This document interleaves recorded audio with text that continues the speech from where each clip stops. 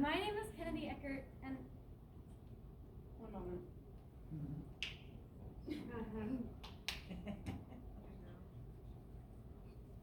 Sorry, my hands are just super dry.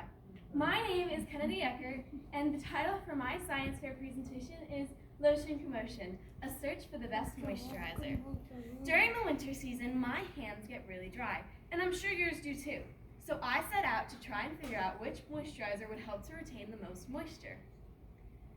There are three main layers to the skin: the epidermis, the dermis, and the hypodermis. The epidermis is the top layer of the skin and is thickest on the palms of your hands and bottoms of your feet. But even in these places, it is only as thick as a sheet of paper. There are no nerves or blood vessels in the epidermis. However, the dermis is packed full of them. The dermis is the second layer to the skin and is full of blood vessels and nerves. This layer is also what helps to regulate your body temperature. Your skin is like a suit of armor, but it does more to protect your body than any clunky suit of metal ever could. Xeroderma is the scientific word for dry skin. Many people suffer from xeroderma, and one of the best remedies is a moisturizer. Moisturizers come in three categories: occlusive agents, emollients, and humectants. An occlusive agent forms a barrier over top of your skin that traps in moisture. However, occlusive agents do not give any moisture back to the skin. Emollients fill cracks and soothe the skin, and humectants pull moisture from the atmosphere and deeper layers of the skin and bring them to the epidermis. After looking over my background research, I came up with a hypothesis. My hypothesis was that an occlusive agent, such as Vaseline or Aquaphor, would help to retain moisture best. I decided to use Jell-O as a somewhat accurate representation of the skin.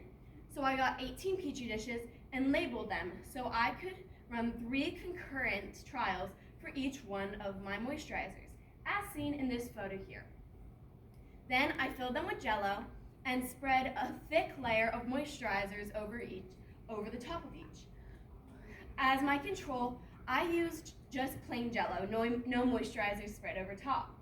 It was very easy to spread the humectants, so these 3 right here, but once we got into the occlusive agents, it was increasingly difficult because they are all oil-based product and water is Jell-O is water-based. I measured daily for 2 weeks, weighing so I knew if they had lost weight.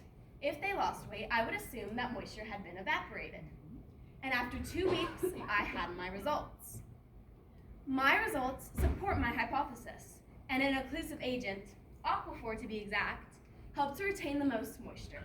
It lost no moisture, in fact, as seen in my graphs here, here, and here.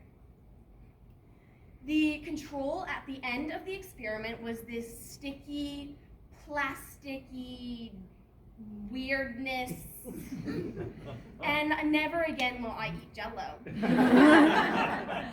But that also shows that the different moisturizers definitely were working. In fact, the 3 humectants, the Aveeno, the Walgreen Advanced Moisturizer, and Burt's Bees, the moisturizers on top of the Jell-O, when I scraped it off, it had turned pink, showing that it had pulled moisture from deeper layers of the Jell-O to bring to the surface. How I would want to do this project differently in the future is I would want to use a wider variety of moisturizers and try and find a way so I could see which of the moisturizers would help to give the most moisture back to the skin. I would like to thank my parents and tutor for helping me get this science fair project accomplished. And thank you to our wonderful panel of judges for coming to watch me and my class present today. Are there any questions?